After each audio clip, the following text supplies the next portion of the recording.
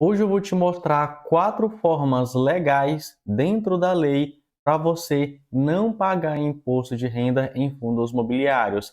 E, a depender do seu caso, você vai pagar menos imposto ou simplesmente pagar o imposto correto, porque muito investidor, principalmente iniciante, não sabe direito como é que funciona essa parte de tributação de fundos imobiliários e acabam pagando imposto a mais. E bem, para quem não me conhece, meu nome é Matheus e como é que vai funcionar esse vídeo? Além de te mostrar essas 4 formas para pagar menos imposto ou não pagar imposto de renda em fundos imobiliários, eu vou mostrar alguns erros que muita gente comete na hora de declarar imposto e pode dar problema com a Receita Federal.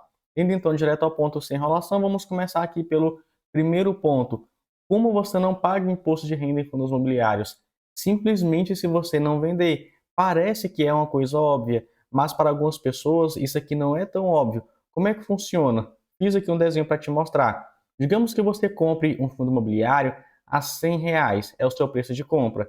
Mas agora, chegou lá no final do ano, ou na época que você vai declarar, ele está ou R$ 120 ou R$ 80. Isto é, ou ele valorizou ou ele desvalorizou. Nesse caso, qual o valor que você vai declarar? O valor de compra, o valor que está maior, o valor que está menor, o valor que está na época da declaração. Você vai declarar o valor que você pagou, o valor que saiu do seu bolso, o valor de compra, o valor de aquisição. Então, quando você entrar no seu imposto de renda, ir lá em bens e direitos, depois clicar em novo, colocar o grupo 7, código 3, que é de fundos imobiliários, depois colocar o CNPJ do fundo, quais são as informações que você vai preencher? Você vai colocar quantas cotas você tinha do fundo imobiliário até 31/12 do ano anterior. Como a gente está em 2025, você vai olhar 31/12 de 2024. Ah, Matheus, mas eu comprei cotas em 2022, 2023, 2024. Quantas cotas eu vou declarar aqui? Você vai colocar todas as cotas que você possui. Não importa se você comprou em 2023, 2022, 2021, 2024. Você vai somar todas essas cotas e vai colocar quantas cotas você tinha aqui no dia 31/12 de 2024. Além disso, você vai colocar o nome do fundo imobiliário, o código de negociação dele, o CNPJ do fundo imobiliário, o nome e o CNPJ da administradora do fundo imobiliário, o valor de compra, de aquisição do fundo e o preço médio, além de algumas informações adicionais. Vou te dar um exemplo já já. Como esse fundo é negociado em bolsa, você vai colocar que sim, vai colocar o código dele. Nesse exemplo eu coloquei LVBI11.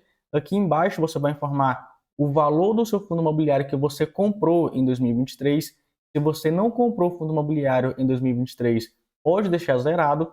Agora, se você comprou em 2024, você vai colocar o valor dele que você está colocando aqui em cima na discriminação. Agora, sabendo de todas essas informações, vou te mostrar na prática como preencher esse campo da discriminação e a situação em 31/12 de 2024 e 2023. Vamos lá. Vou apagar isso aqui. Aí você pode colocar: possuo uma cota do fundo imobiliário LVBI 11. Aí você vai colocar o CNPJ, vai colocar o nome do fundo, não lembro como é o nome do fundo imobiliário, mas você pode colocar aqui o nome do fundo. Administrado pela, aí você vai colocar o nome da administradora e o CNPJ da administradora, sendo que essa cota foi comprada pelo valor de, aí você vai colocar o valor que você comprou. Nesse caso, vamos dizer R$ 100. Eu sempre coloco numeral e escrevo depois por extenso. R$ 100. Beleza. Preço médio. Qual é o preço médio? Se eu tenho uma cota a R$ 100, o preço médio vai ser R$ 100. Então, também repito aqui, R$ 100. Beleza. Coloquei isso. Pronto. É tudo que você vai precisar. Agora, qual o valor que você vai declarar aqui em 31/12 de 2024? Se você tinha apenas uma cota a R$ 100, é isso que você vai colocar. Vamos colocar então R$ 100. Ah, Matheus, mas em 31/12 o valor da cota estava R$ 120, ou estava 80, ou agora está 90, ou está 110, não importa. É pelo valor que você comprou. Logo, se você não vender, você não paga imposto porque o valor não vai mudar na época da declaração. Segundo motivo que faz você não pagar imposto ou pagar menos imposto é você vender um fundo imobiliário no prejuízo. Como é que funciona? Digamos que você tenha comprado um fundo imobiliário a R$ 100, aí você vendeu por R$ 80, ou seja, R$ 20 de prejuízo. Isso quer dizer que você não teve lucro, e para pagar imposto sobre fundos imobiliários é 20% sobre o lucro. Se você não vende ou se você vende no prejuízo, você simplesmente não paga imposto. Ainda falando sobre prejuízo, além de você não pagar imposto sobre prejuízo, você pode compensar com lucros futuros. Mas eu vou frisar isso aqui porque é muito importante, porque eu vejo muita gente errar. Você pode compensar prejuízos dentro do mesmo mês de operação ou meses passados. Por exemplo, se você vende um fundo imobiliário no prejuízo em fevereiro e vende outro no lucro em fevereiro, você pode compensar esse prejuízo. Você vai abater para ver se no final você vai ter ou prejuízo ou se teve lucro. Se no final do mês você teve prejuízo em fundos imobiliários, você não vai pagar imposto. Se teve lucro, aí sim você vai pagar imposto. Mas você pode compensar também meses passados, meses anteriores. E não importa quanto tempo seja, pode ser 6 meses, 1 ano, 2, 3, 5, 10 anos. Se você estiver declarando esses prejuízos, você pode compensar sempre que você quiser. Vou te mostrar isso na prática dentro do programa da Receita Federal. Vamos descer aqui e na parte de renda variável, operações com fundos imobiliários ou fiagros. Vamos olhar aqui, ó. Digamos que em janeiro você tivesse tido R$ 50 de prejuízo. Você vendeu. Quando você vende, aí você tem lucro ou prejuízo. Você não vai ter lucro ou prejuízo se você nunca vender. Então temos aqui R$ 50 no prejuízo. Quanto foi que o programa calculou de imposto de renda? Olha só, ele não calculou nada, porque a gente não paga nenhum imposto sobre prejuízo. Digamos que em fevereiro você esteja com a má sorte, vendeu também ainda no prejuízo. Digamos que você teve R$ 150 no prejuízo. Lembrando que, como é que você calcula o prejuízo? Vai pegar o valor da compra, o valor da venda e vai diminuir. Beleza. Continuando aqui, digamos que então que você teve R$ 150 de prejuízo em fevereiro. Qual foi o imposto a pagar? Ó, imposto zero, porque você não tem nenhum lucro. Mas agora, digamos que aqui em março você teve R$ 300 de lucro. Teve R$ 300 de lucro. O que que acontece? O próprio programa vai abater o prejuízo que você teve, ó. Nesse caso aqui, R$ 200 de prejuízo. Pode ver que ele está abatendo. Qual é a base de cálculo então? R$ 100, porque ele vai pegar esses R$ 300 de lucro, vai diminuir esses R$ 200 no prejuízo. Então, qual é o imposto que você vai pagar? Você vai pagar simplesmente R$ 20 de imposto. Claro que ainda tem aquela taxa bem pequenininha, o dedo duro, lá da nota de corretagem. Pega essa nota de corretagem e você vai ver esse imposto que foi retido. Lá vai estar o valor do imposto. Então, você vai colocar esse imposto aqui e o restante você vai ter que pagar esse imposto. Então, perceba, muita gente não faz essa compensação de lucro e prejuízo. Se a pessoa não faz essa compensação, olha só como é que isso aqui muda. Digamos que essa pessoa teve esses prejuízos, mas não colocou. Quem colocou pagou aqui R$ 20 de imposto. Se essa pessoa simplesmente não coloca o prejuízo que ela teve nesse período, olha só, saiu de R$ 20 para R$ 60, porque ela não compensou o prejuízo. Mas agora, como é que você declara prejuízo de anos anteriores? Sempre tem que ir declarando. Então, como é que funciona? Digamos que aqui em novembro você teve R$ 200 de prejuízo. Então, você fechou o ano no prejuízo. Ó. Na próxima declaração que você for fazer, você vai colocar esses R$ 200 no prejuízo bem aqui em cima. Ó. Resultado negativo até o mês anterior. Nesse caso aqui, você não precisa colocar um negativo na frente, porque aqui já é entendido. Nessa parte aqui precisa, ó. Então, recapitulando, porque isso aqui é um pouco difícil de entender mesmo. A gente está em 2025, então em 2024 você vai preencher todos esses campos de lucro e prejuízo. Se você fechou 2023 no prejuízo, que é um ano retrasado, aí sim você vai colocar o valor do prejuízo bem aqui, porque a Receita Federal simplesmente não puxa isso.